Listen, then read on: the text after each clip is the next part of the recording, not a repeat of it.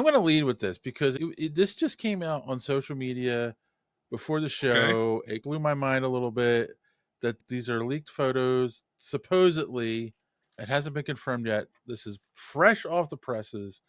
We got our first look at Robert Downey Jr. as Doctor Doom in the Okay. upcoming Doomsday. Boom. And then it was actually, this is the photo that I first saw. It's League of Nerd is the ones who supposedly got these photos and is the first one that leaked it, but then it was all over the place. Are you laughing at the League of Nerd? Do you know I'm something about laughing the at the League of? picture. No, I'm looking at So, that picture. all right. So I take two things from this picture, and okay. You tell me your initial reaction before I say, because I've had a little more time to look at it than you do. What do you think about it, and do you notice anything about it? I noticed that it looks like fucking Kurt Russell's Ego, the Living Planet. Okay, that definitely I'm makes just it the makes long you. gray hair is throwing me way off. Uh-huh. And why the fuck is his helmet even off? Which is really So feeding into me really hating the idea of Robert Downey Jr. being Doom. Yeah, here we are. that is from the comics, though. There is a version of Doom that had long gray hair.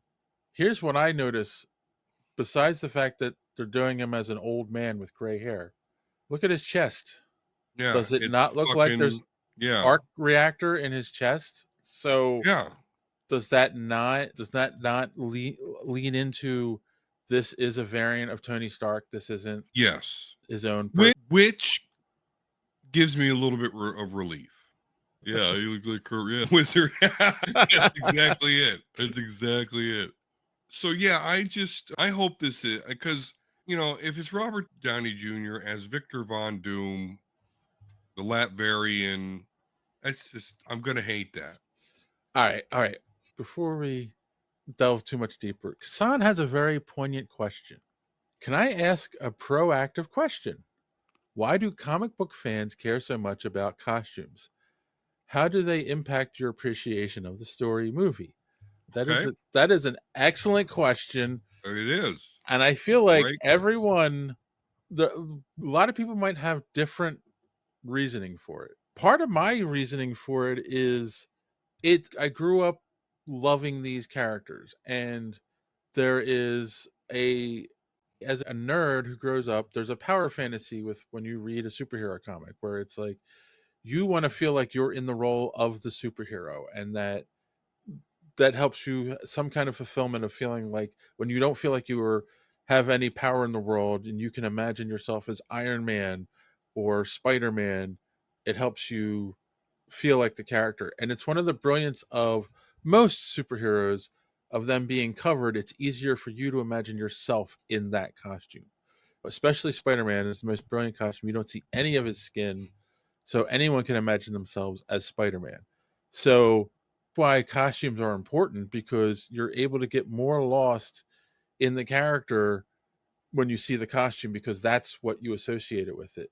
Because they could draw Peter Parker's face, they could draw Captain America's face 100 different ways over the years. I guarantee Peter Parker from the 60s does not look like Peter Parker how they're drawing him today.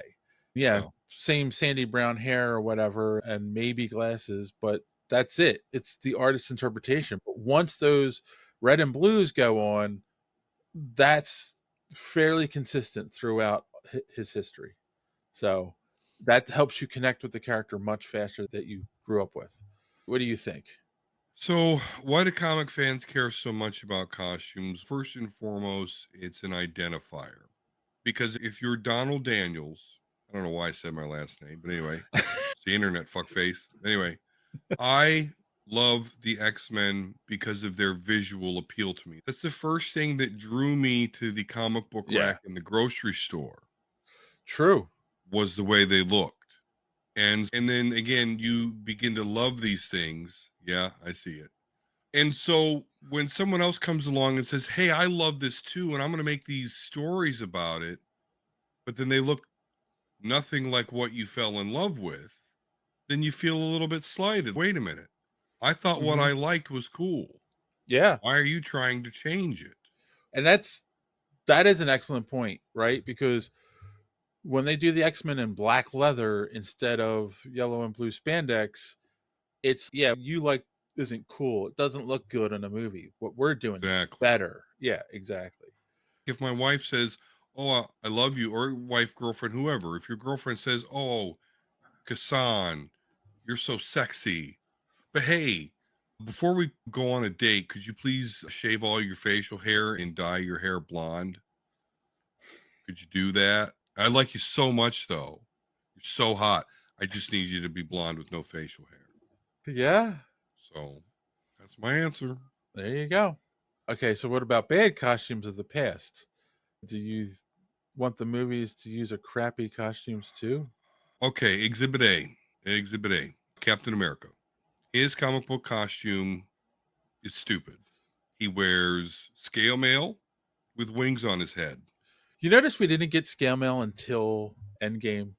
Correct. But go ahead, yeah. But no, but look at the way they redesigned Captain America, even for the first Avenger. Held it into more of a World War II armor, soldier armor. Totally fucking worked because you still looked. There's Captain America. There's his shield that looks exactly the same with his blue helmet with the A on it and his star on his chest. Captain America. So you don't have to do, believe me, Colossus, my favorite. I don't really like his costume that much because he wears short shorts. And you can't. And I can't, or else you see my third leg. No, I'm just kidding. But it actually does make sense that he doesn't wear a whole lot of clothes because when he brings his organic steel out, he does increase in size. So anyway, especially his third leg. Yes. But I do appreciate that when they put him in movies, they don't give him that costume.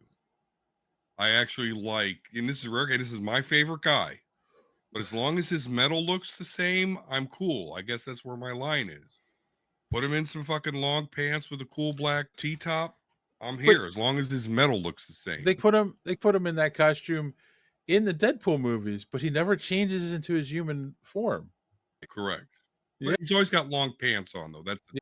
He doesn't have the red and yellow short shorts. Oh, I so hope that he shows up in Doomsday and he's got the short shorts. He will. No, they'll give him the red and yellow look, but I don't think we'll ever see him in the movies unless he's just severely battle damaged with short shorts.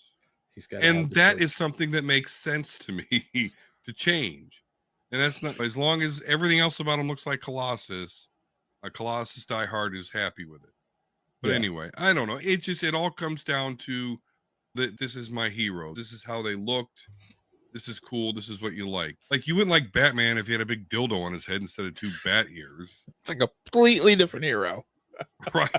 So back to Robert Downey Jr.'s old man, Tony Stark. Old man Doom, yeah. Old man Doom. I don't know. Does this make you more interested or less interested? Who knows? We'll see if this comes out to be true. Listen, I found myself really pumped up after that chair reveal. Yeah. And initially you'd say, of course you did, Don. You're going to get Patrick Stewart. You're going to get Ian McKellen, Alan Cummings. You're going to get James Marsden. Yeah, I know you're excited. Why are you telling? No, because honestly, the most excited part of that for me is when we saw the Avengers logo and they played the theme again. Yeah. It really pumped me up. I really got me like ready for the next installment of Avengers. Ready to jump through a brick wall. Exactly. Yeah. Thanks for watching this clip from the Superhero Speak podcast. And don't forget to watch us live every Sunday night right here on this channel. While you're here, hit the subscribe button and click the bell for notifications so you won't miss out on any of our great upcoming content.